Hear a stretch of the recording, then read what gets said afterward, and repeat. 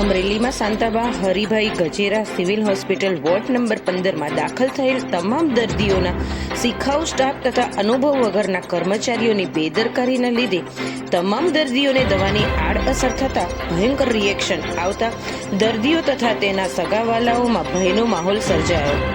જવાબદાર અધિકારીઓ તથા ટ્રસ્ટીઓ આ બાબતે યોગ્ય પગલાં ભરશે કે કેમ તે જોવાનું રહ્યું.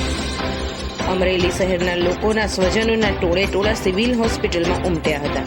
આ અગાઉ પણ અમરેલીમાં અંધાપા કાંડનો શિકાર બન્યા હતા.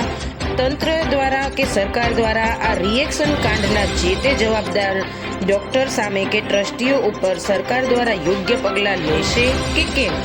ભવિષ્યમાં આવી દહેશત ન સર્જાય તેની તકેદારી રૂપે સરકાર શું પગલાં લેશે તેની લોકચર્ચા ભોગ બનનાર દર્દીઓના સ્વજનમાં વેધક સવાલ ઉઠી રહ્યા છે.